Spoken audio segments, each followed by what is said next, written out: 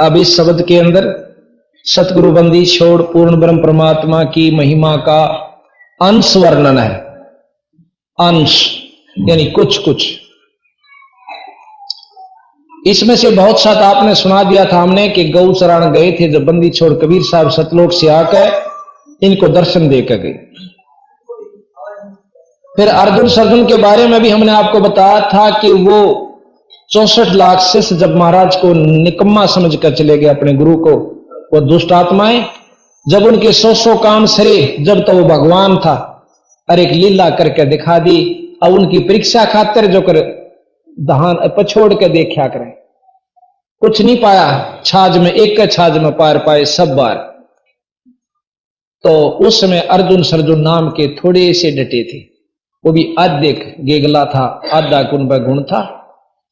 तो जब उनका पूर्ण रूप से मुक्ति जब हुई, जब गरीबदास के रूप में महाराज प्रकट हुए कबीर साहब और वहां आकर नाम ले, जब उनकी मुक्ति है।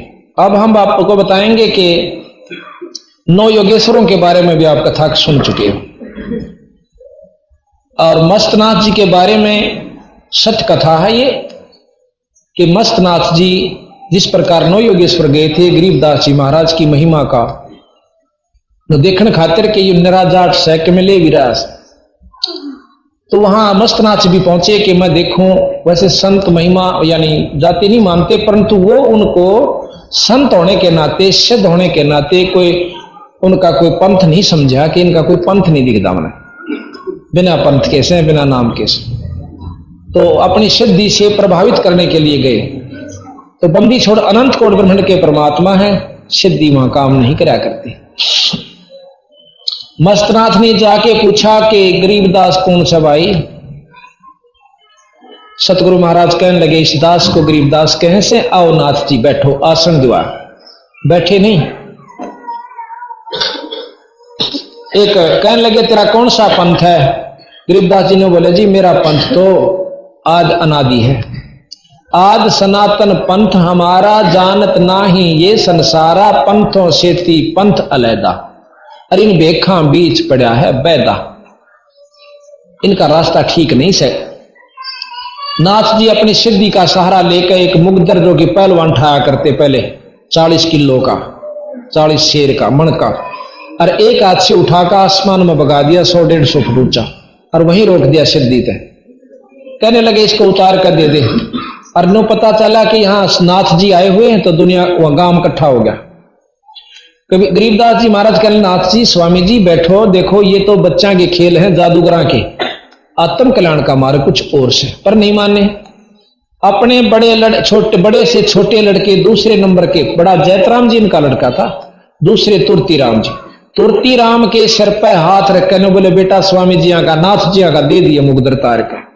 ऐसे हाथ करके वहीं से वो मुगदर उतार कर उनके चरणाम रख दिया। नाथ जी क्रोधित हो गए, छुड़ानी में आग लगा दी, साबत गांव गवास बैरागियां के घरा में पश्चिम की तरफ आग लगा दी। ने बोला आपकी छुड़ानी को जला दूंगा। बंदी छोड़ कहने लगे संत गांव जलाया नहीं करते, बसाया करें, आप कृपा करो ये काम ना करो। ने बोला तेरी नाक काट के जाऊंगा, आगे कोई ऐसी मुंह नहीं ठावेगा। अच्छा तारी मर्जी नाथ जी।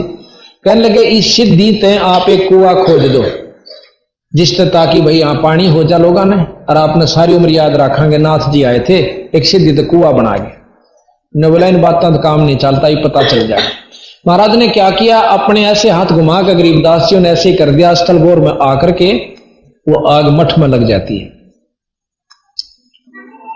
अब नाथ जी ने देखा, महाराज कहने लगे ये अग्नि बुझ गई, नाथ जी अपनी ख्यास करो। उन्होंने अपने समाधिस्थ होकर ध्यान से देखा, दृष्टि प्रसार कर कि यहां आग बुझ चुकी है, वहां लग गई। तो खूब कोशिश करी बुझाने की, नहीं बुझी। जब स्वामी नाथ जी महाराज जी तो कहने लगे गरीबदास जी आते हैं कि महाराज जी थोड़ा तो चाड़ा पाट जाएगा, तेरा कितने के साथ उपड़े सुल्फा पिए, गौ बंदरी है नष्ट हो जाएगा, आप इसको ऐसा मत करो। महाराज कहने लगे देखो जी आप सिद्ध हो, अपनी कोशिश कर लो। ने बोला जी सारी कर ली, आप जल्दी करो, नष्ट हो जाएगा। तो महाराज जी ने ऐसे करके हाथ किया था, इसी के तालाब बहुत बड़ा जोड़ था वहां पर गड्डी की तरफ, उसमें घेर दिया। तो उसमें प्रमाण था कि उस जोड़ में पानी नहीं रटा करता, 1-2 फुट पड़ा रहा करता, बाकी जब सूख जाएगा। तो इस प्रकार नाथ जियों को शिक्षा दी, देखो जी अच्छे काम करो, कोई परमार्थ का काम करो आप, ऐसे नहीं खसन जाएगा। उस दिन के बाद केवल एक नाथ मस्तनाथ जी जिन्होंने परमार्थ के काम करे।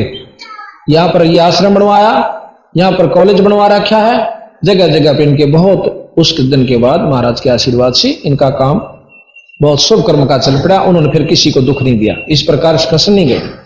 तो इस प्रकार कहे मस्तनाथ भी वहां गए।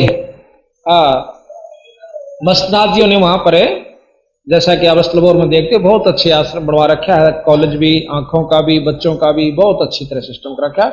उस दिन के बाद इन्होंने सारे शुभ कर्म किए। तो इस प्रकार फिर उन्होंने पूर्ण ज्ञान हुआ।